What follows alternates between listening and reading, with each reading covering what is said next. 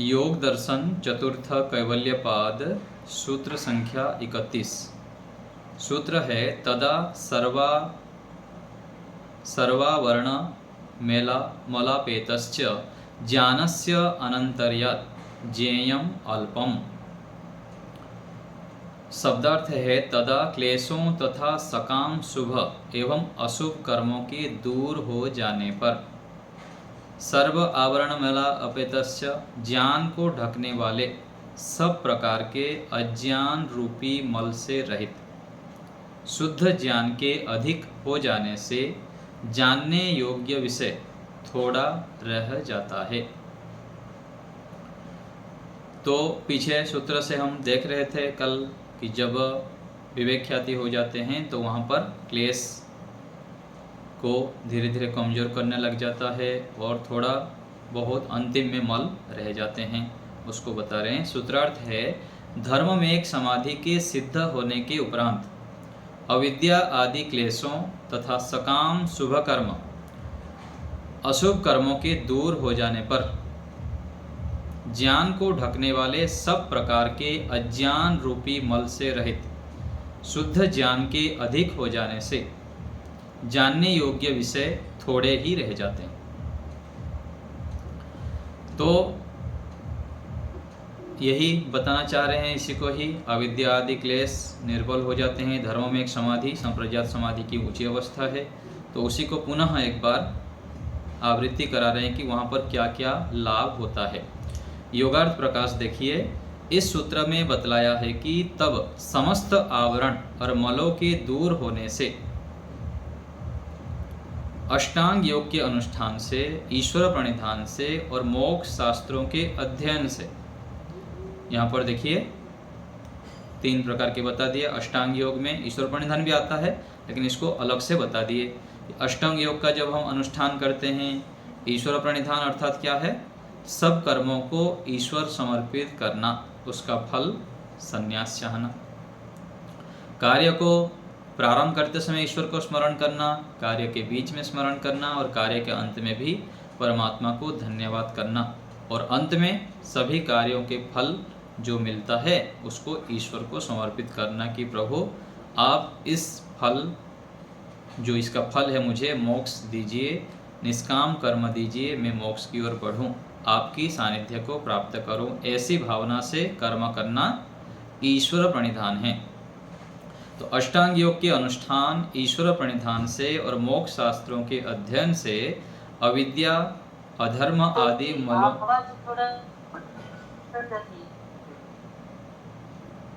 सभी को हो रहा है या किसी को आवाज नहीं आ रहा है? ठीक है, तो मैं इसको ऑन कर देता हूं।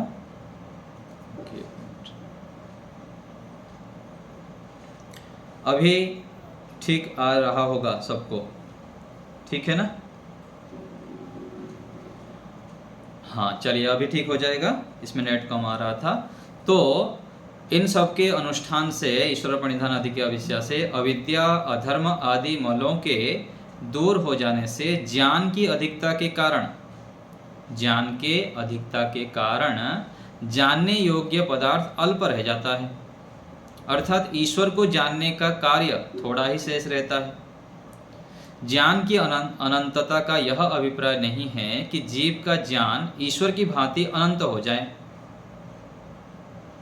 जीव का ज्ञान ईश्वर की भांति अनंत ना हो नहीं जाता है। इसका तात्पर्य यह है कि ज्ञान की मात्रा अधिक हो जाती है। उसके अधिक होने से आत्मा के लिए जो जानने योग्य पदार्थ है वे अल्प रह जाते हैं। अर्थात मोक्ष प्राप्ति के लिए जितने पदार्थों का ज्ञान आवश्यक है उनमें से कुछ ही पदार्थ शेष रह जाते हैं, अधिक तो ज्ञान हो जाता है। तो ज्ञान की अधिकता के अनेक कारण हैं, उनमें से कुछ नीचे लिखे जाते हैं। पहला क्या है? अविद्या के नाश से ज्ञान की वृद्धि होती है। जब ज्ञान की अधिकता होती है, अविद्या का जब नाश हो जाएगा तो ज्ञान निरंतर बढ़ने से अविद्या का नाश, और अविद्या के नाश से ज्ञान की वृद्धि होती है। कुसंस्कारों के नाश से ज्ञान की वृद्धि होती है। अधर्माचरण के त्याग से ज्ञान की वृद्धि होती है। मोक्ष शास्त्रों के अध्ययन से ज्ञान की वृद्धि होती है और सत्व गुण की प्रधानता से भी ज्ञान की वृद्धि होती है। तो ईश्वर प्रदत्त ज्ञान से भी ज्ञान की वृद्धि होती है, ये भी एक साधन है। तो इन उपायों से निरंतर हमारा ज्ञान बढ़ता रहता है। यहाँ एक बात का ध्यान रखना चाहिए, जब योगाभ्यास आदि कारणों से योगी का ज्ञान प्रवृद्धि को प्राप्त होता है, तब योगी को अत्यंत सावधान रहना पड़ता है। जब योगाभ्यास आदि करते जाता है योगी, तो ज्ञान जो बढ़ता रहता है, तब योगी क्या है, अत्यंत सावधान हो जाता है, सतर्क रहता है, बहुत सावधानी से अपने मन वाणी कर्म को करता है, मन से भी अच्छे अच्छे सोचता है, गलत विचार नहीं लाता है, और वाणी को भी बहुत कम ही बोलता है, सावधानी से बोलता है, प्रिय बोलता है, मधुर बोलता है, सत्य बोलता है, कोमल बोलता है।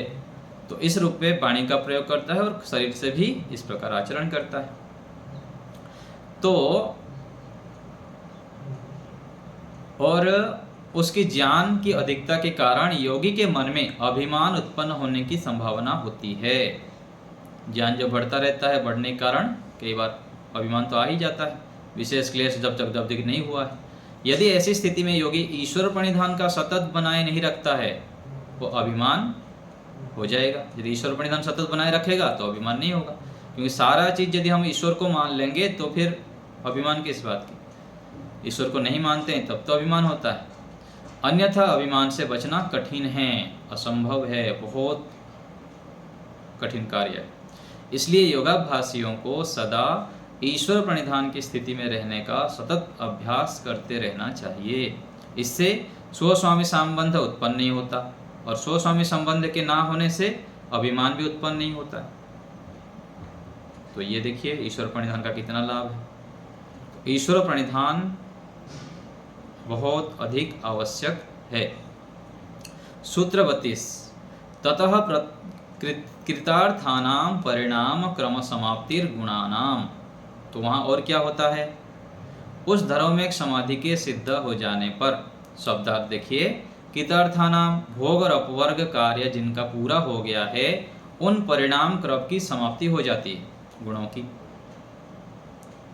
सूत्रार्थ, धर्म में एक समाधि के सिद्ध हो जाने पर भोग और अपवर्ग कार्य पूर्ण हो गए हैं, जिनके उन गुणों का महत्त्व, अहंकार, मन, दोनों प्रकार की इंद्रियां, ये जो सारे पृथ्वी स्थूलभूत है, इनका उत्पत्ति क्रम समाप्त हो जाता है। तो इसको विस्तार से देखते हैं क्या होता है योगार्थ प्रकाश में।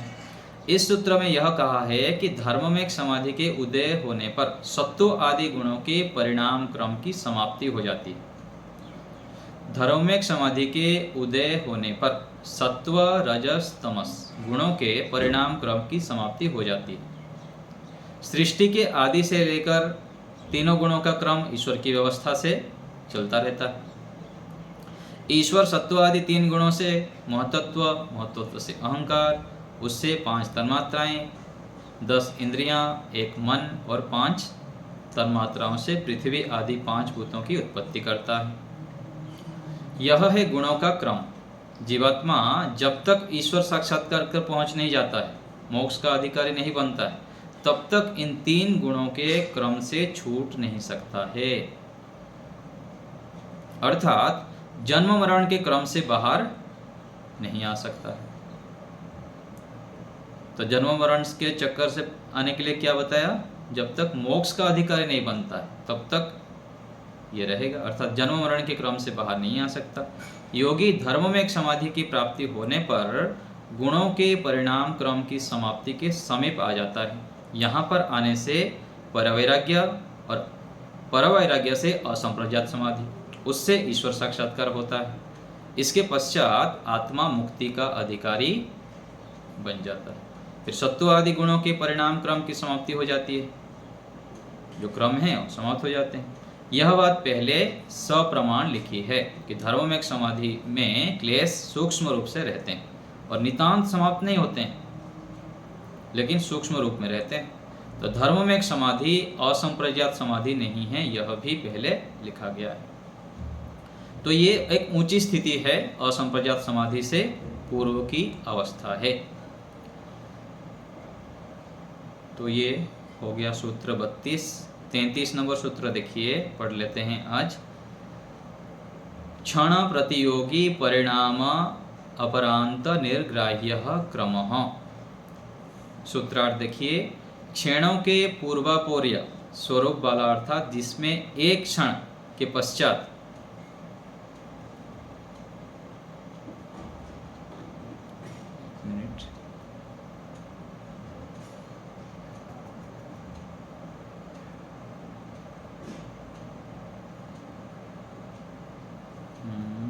नीचे हो गया।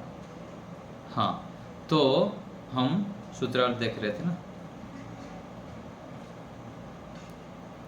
तो क्षणों के पूर्वापोर्य स्वरूप वाला अर्थात जिसमें एक क्षण के पश्चात परवर्ती क्षण उपस्थित होते हैं तथा परिणाम की समाप्ति पर जो ज्ञात होता है वह क्रम है। ये जो क्रम बताया गया पिछले सूत्र में, उसको फिर यहाँ पर बताते कि क्रम की समाप्ति क्या है, ये कहना चाह रहे हैं। योगार्थ प्रकाश देखते हैं। इस सूत्र में क्रम का स्वरूप बतलाया है। व्यास भाष्य के अनुसार सबसे अल्प काल को क्षण कहते हैं, सबसे जो अल्पकाल है, और क्षण अंतर्यात्मा क्षणों की अनंतरता, एक के पश्चात परवर्ती क्षणों का उपस्थित होते रहना ही स्वरूप है, जिसका परिणाम के अंतिम भाग से परिज्ञात होने वाला क्रम है। क्रम के आश्रित क्षणों का अनुभव ना करने वाला पुरानापन नए वस्त्र में दिखाई नहीं दे सकता, अर्थात नवीन वस्त्र पुराना नहीं हो सकता। नित्य पदार्थों में भी क्रम होता है, और जिन पदार्थों का अस्तित्व बना रहता है उनमें भी क्रम होता है। ये पीछे हम पढ़े थे, जो परिणामी नित्यता है, एक के बाद एक क्रम होता है। तो नित्यता दो प्रकार की होती है, कुटस्थ नित्यता और परिणामी नित्यता। कुटस्थ नित्यता जीवात्मा और परमात्मा की है, और परिणामी नित्यता सत्व आदि तीन गुणों की है। विविध परिणाम होने पर भी मूल तत्व का विद्यमान रहना, अर्थात मूल तत्व का अभाव ना होना परिणामी नित्यता है। परिणामी नित्यता क्या है? मूल रूप में जो वस्तु है उसमें परिवर्तन ना होना। जैसे सोने के विविध आभूषण बनाने पर भी मूल पदार्थ सोना ज्यों का त्यों बना रहता है, यह परिणामी नित्यता है। और किसी भी परिणाम परिवर्तन का ना होना अपरिणामी नित्यता है। तो क्या कह दिया यहाँ पर? परिवर्तन का ना होना, किसी भी परिणाम परिवर्तन का ना होना अपरिणामी नित्यता। जैसे जीवात्मा और परमात्मा, इसमें क्या है? परिवर्तन नहीं होता है। सत्व आदि गुणों के धर्म रूप बुद्धि आदि पदार्थों में परिणाम के अंतिम भाग से निश्चय करने योग्य, जानने योग्य क्रम की समाप्ति उपलब्ध हो जाती है। नित्य धर्मी सत्व आदि तीन गुणों में क्रम की समाप्ति उपलब्ध नहीं होती, अर्थात बुद्धि, अहंकार, तन्मात्रा आदि में तो समाप्ति वाला क्रम होता है, क्योंकि बुद्धि आदि पदार्थ नाशवान है। इनके नाश के पश्चात क्रम भी समाप्त हो जाता है। सत्व आदि तीन गुण नित्य हैं, उनमें समाप्त ना होने वाला क्रम होता है। तो मूल जो सत्व रजतम हैं वो क्या है? नित्य है, लेकिन उससे जो बनते हैं पदार्थ उसमें फिर परिवर्तन होते रहते हैं। तो जीवात्मा में परमात्मा में क्रम कल्पित किया जाता है, वास्तव में होता नहीं। क्रम के प्रसंग में प्रश्न उठता है कि सत्व आदि गुणों में स्थिति और गति रूप से विद्यमान इस संसार के क्रम की परिसमाप्ति होती है व नहीं होती, अर्थात यह संसार कभी समाप्त होता है अथवा नहीं होता है।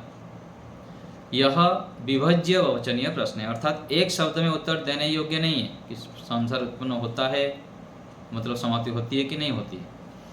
जैसे कि एक प्रश्न एकांत वचनीय है, अर्थात जिसका उत्तर एक ही शब्द में दिया जा सकता है, वह एकांत वचनीय प्रश्न है। जैसे उत्पन्न होने वाले सभी मरेंगे व नहीं, तो इसका उत्तर तो कह सकते हैं हाँ, और उत्पन्न होने वाले सभी मरेंगे, ये तो ठीक है। अब उस प्रश्न को लीजिए जो अवचनीय अर्थात विभज्य वचनीय, जैसे कि इस संसार के क्रम की समाप्ति है व नहीं, तो इसका उत्तर यह है कि कुशल व्यक्ति के संसार क्रम की परिसमाप्ति है। अर्थात कुशल अर्थात आगे बताएंगे जो व्यक्ति मोक्ष का अधिकारी बन गया है उसके संसार क्रम की समाप्ति होती है, अर्थात उसका जन्म मरण का क्रम समाप्त हो जाता है। और जो आत्मा मोक्ष के अधिकारी नहीं बने हैं उनका जन्म मरण का क्रम चलता रहता है। यहाँ पर यह जानना चाहिए कि मोक्ष के अधिकारी आत्माओं का जन्म मरण मोक्ष की अवधि तक समाप्त होता है, अनंत काल तक नहीं। तो यहाँ एक शब्द आ गया ना कि मोक्ष के अधिकारी आत्माओं का जन्म मरण मोक्ष की अवधि तक समाप्त होता है। जब मोक्ष जब तक नहीं हुआ तब तक है, फिर उसके बाद मोक्ष में चला जाता है। तो क्रम को सरलता से जानने का उपाय एक प्रत्यक्ष है, दूसरा अनुमान है। जैसे मिट्टी से पिंड बना, पिंड से घड़ा बना, घड़े से कपाल ठेकरे बन जाता है, ठीकरे उनसे चूर्ण बन जाता है। यहाँ पर मिट्टी से पिंड, उससे घड़ा, उससे कपाल बने, यह क्रम है। अर्थात एक के पश्चात दूसरे का बनना, ये क्या है? क्रम है। यह क्रम प्रत्यक्ष से देखा जाता है। और क्रम को जानने का दूसरा उपाय अनुमान है। जैसे किसी वस्त्र की उत्पत्ति होने पर वह नवीन दिखाई देता है, परंतु धीरे धीरे वह पुराना होता रहता है। क्षण क्षण में उसमें पुरानापन आता है। वह पुराना होता हुआ दिखाई नहीं देता है, किंतु पुराना होते होते वह लंबे काल में इतना पुराना हो जाता है कि उसको हाथ से पकड़कर उठाने खंड खंड हो जाता है, जो पुराना हो जाता है। तो ये क्रम अनुमान से पता लगता है कि जैसे मिट्टी से क्रम होते होते बढ़ा, फिर वह टूटते टूटते फिर आता है।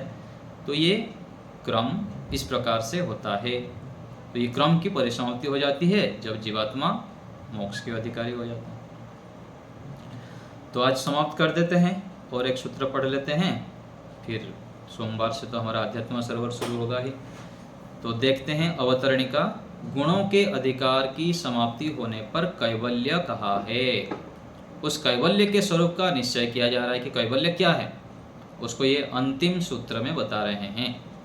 पुरुषार्थ शून्यानाम गुणानाम प्रतिप्रसवः कैवल्यम स्वरूप प्रतिष्ठा वा चिति शक्ति ही इति।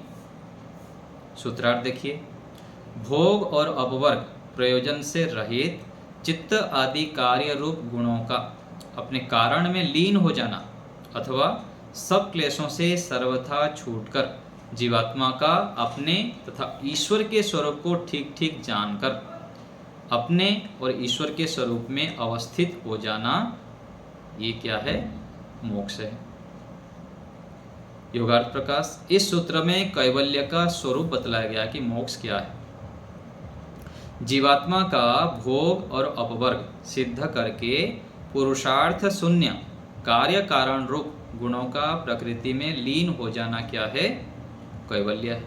अथवा बुद्धि आदि पदार्थों से जीवात्मा का पुनः संबंध ना होना, केवल अपने स्वरूप में प्रतिष्ठित हो जाना कैवल्य है। केवल अपने स्वरूप में रह जाना जीवात्मा, और जितने भी साधन हैं जीवात्मा से छोड़ के, अपने स्वरूप से छोड़ के सारे से रहित हो जाना कैवल्य है। जीवात्मा के भोग और अपवर्ग दो प्रयोजन हैं, सत्व आदि तीन गुण। इन दोनों प्रयोजनों को सिद्ध करने के पश्चात पुरुषार्थ शून्य हो जाते हैं। जब इन गुणों का कोई प्रयोजन नहीं रहता तब ये अपने प्रकृति में लीन हो जाते हैं, अर्थात ईश्वर इनको प्रकृति में लीन कर देता है। तो ये कैवल्य है। सृष्टि की उत्पत्ति क्रम फिर से बता रहे हैं। देखिए सृष्टि की उत्पत्ति कैसे होती है। सत्वरजतम की साम्यावस्था प्रकृति है।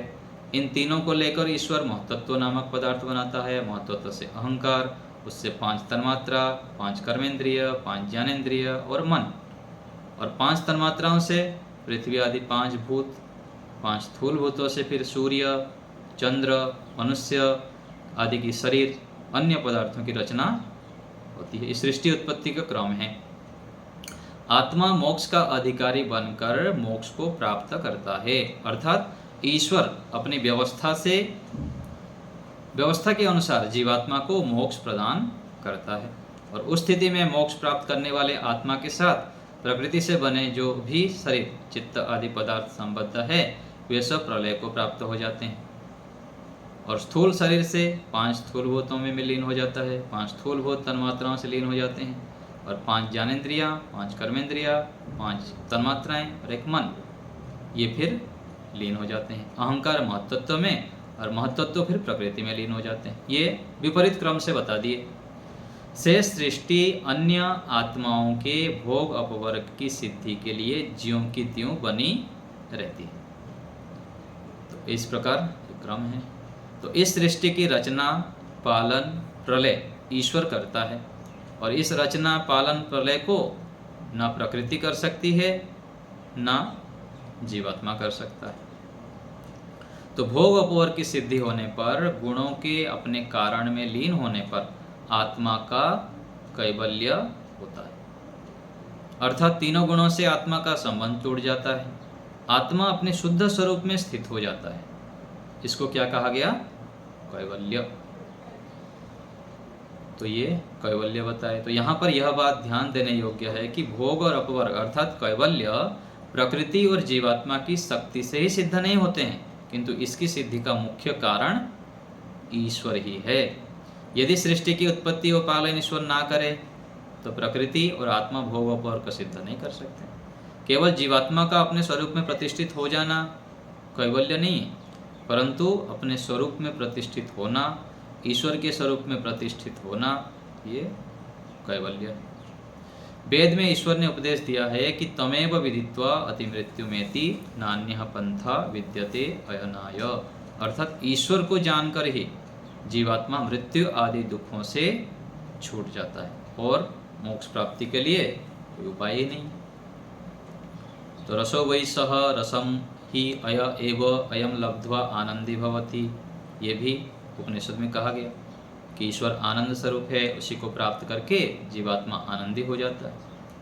तो शरीर आदि साधनों से शुद्ध ज्ञान, निष्काम कर्म, ईश्वर परिधान से आत्मा अपने स्वरूप को जान जाता है, और असंप्रज्ञात समाधि से ईश्वर का साक्षात्कार होता है। ईश्वर साक्षात्कार से अविद्या, अधर्म आचरण, कुसंस्कार आदि दोष दूर हो जाते हैं। समस्त क्लेशों की निवृत्ति और आनंद की प्राप्ति होती है। वास्तव में ईश्वर प्राप्ति ही कैवल्य है। और कैवल्य या मोक्ष के विषय में यह भी जानना चाहिए कि जीवात्मा का कैवल्य अनंत काल के लिए नहीं होता है, मोक्ष काल की भी एक अवधि है। ये भी देखिए यहाँ स्पष्ट कर दिए। उतने ही काल पर्यंत आत्मा मोक्ष में रहता है, और उसको मोक्ष की अवधि के समाप्त होने पर पाप पुण्य तुल्य होने से ईश्वर की व्यवस्था से फिर जन्म मिलता है। तो 36 सहस्त्र बार, 36,000 बार सृष्टि की उत्पत्ति, स्थिति और प्रलय में जितना समय लगता है उतने काल तक मोक्ष की अवधि है। इसको दूसरे शब्द में कह रहे हैं, एक बार सृष्टि का जो समय है 4 अरब 32 करोड़ वर्ष, इतना ही समय फिर प्रलय का समय है। तो इतने समय तक 31 नील, 10 खरब, 40 अरब वर्ष तक मोक्ष में जीवात्मा रहता है, जो मोक्ष में चला जाता है। तो इस रूप में यह योग दर्शन समाप्त हुआ। कैवल्य के विषय में अंत में बता दिए कि इतना लंबे काल तक मोक्ष को प्राप्त करना है, सुख प्राप्त करना है, तो हम योगाभ्यास करें, पुरुषार्थ करें, तब जाके ये प्राप्त हो सकता है।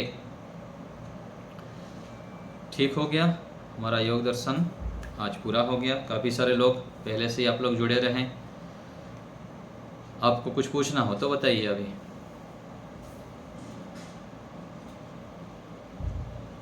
जी बताइए सूरज जी।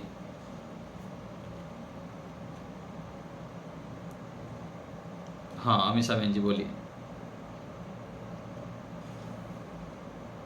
हाँ नमस्ते, बोलिए जी। हाँ बोलिए, आवाज अभी। नमस्ते आचार्य जी। नमस्ते जी। अपवर्ग को थोड़ा खोल के बताएंगे? हाँ, मेरी आवाज़ आपको ठीक से आ रही थी ना इतने देर तक? हाँ आ रही थी।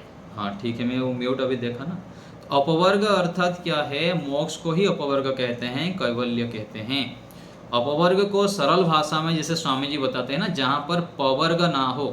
पवर्ग अर्थात क्या है? प फ ब भ म। प फ ब भ और म, जहाँ पर पाप ना हो। फ अर्थात जहाँ पर फल ना हो। ब अर्थात जहाँ पर बंधन ना हो। भ अर्थात जहाँ भय ना हो। म अर्थात जहाँ पर मृत्यु ना हो, तो ये अपवर्ग है। मोक्ष है, कैवल्य है, जहाँ पर केवल सुख ही सुख मिलता है। संसार में तो दुख भी साथ में रहता है, कोई भी अवस्था हो यहाँ पर दुख रहेंगे, लेकिन अपवर्ग जो है, मोक्ष है, कैवल्य है, मुक्ति है, वहाँ पर सुख ही सुख रहता है, उसको अपवर्ग कहेंगे। और प का क्या बताया आचार्य जी? प अर्थात पाप, पाप। फ ओके। फल, ब बंधन, भ भय, म मुक्ति, मृत्यु। मृत्यु, हाँ, ओके। जहाँ मृत्यु ना हो। ठीक है। धन्यवाद आचार्य जी, खूब खूब धन्यवाद। सूरत जी बताइए। नमस्ते आचार्य जी। नमस्ते जी। आचार्य जी नमस्ते। नमस्ते जी, बोलिए। नमस्कार जी आचार्य जी। हाँ, मेरी आवाज आ रही है क्या आपको? आचार्य जी, सृष्टि और प्रकृति में क्या अंतर है, ये समझ में एक ही चीज है, आ रही है। एक ही रूप में ही समझिए। सृष्टि कहिए, सृष्टि कह लीजिए, प्रकृति कह लीजिए, कोई भेद नहीं है। उसमें तो कई जगह तो ये लिखा था कि प्रकृति अनादि है, लेकिन यहाँ पर लिखा है सृष्टि की रचना पालन प्रलय ईश्वर करता है। सृष्टि मतलब ये बना हुआ सृष्टि ले लीजिए, बना हुआ सृष्टि को प्रकृति भी कहते हैं, और मूल जो तत्व है उसको भी प्रकृति कहते हैं। तो दोनों जगह पर प्रकृति का प्रयोग होता है। मूल जो प्रकृति है उसको भी प्रकृति बोल देते हैं, और सृष्टि जिसको बोल रहे हैं, पूरा जो बना बनाया है सृष्टि, उसको भी प्रकृति बोल देते हैं, जगत कह देते हैं। तो इस रूप में समझना चाहिए। धन्यवाद जी। डॉक्टर साहब। नमस्ते गुरु जी। नमस्ते जी। मुझे थोड़ा समझना है 34वें मंत्र में सूत्रार्थ में लास्ट लाइन है, वो पढ़ता हूँ मैं। अपने और ईश्वर के स्वरूप में अवस्थित हो जाना मोक्ष है। तो अवस्थित का क्या अर्थ किया? स्थित हो जाना, अपने स्वरूप में ही रहना, दूसरे ओर भटकना नहीं, दूसरे की ओर देखना नहीं है। स्थित हो जाना, स्थित मतलब अपने स्वरूप को ठीक ठीक जानना कि मैं ऐसा हूँ और परमात्मा ऐसा है, ठीक रूप में ज्ञान हो जाना। इसको परमात्मा का स्वरूप दोनों एक मान लेना। एक नहीं, जो जैसा है उस रूप में मानना। अवस्थित होना तो अवस्थित जी, अवस्थित किसे कहते हैं ये समझता है। अवस्थित मतलब ज्ञान, ठीक है, मतलब ज्ञान। हाँ, ज्ञान हो जाना, अपने स्वरूप का ठीक ठीक ज्ञान हो जाना, अपने स्वरूप में ही रहना। जी। अपने स्वरूप तो भी आप अपने स्वरूप को भूले रहते हैं ना, अपने स्वरूप में हम स्थित नहीं रहते हैं, हम अपने स्वरूप से हटके रहते हैं। हम अपने आप को आत्मा नहीं मान पाते हैं, शरीर को ही आत्मा मानते हैं। तो उस समय केवल अपना स्वरूप को ठीक ठीक जानता है और परमात्मा के स्वरूप को भी ठीक ठीक जानता है, यह अवस्थित है। दोनों का स्वरूप ठीक ठीक जानना, उसको अवस्थित कहते हैं। हाँ जी, हाँ जी। धन्यवाद। ठीक है, और कोई बात? जी, सर जी कल क्या पढ़ाएंगे आप? जी। कल देख लेंगे, क्लास में? कल देख लेंगे क्या स्थिति रहेगी। अच्छा। हाँ, आज तो यहीं विराम देते हैं।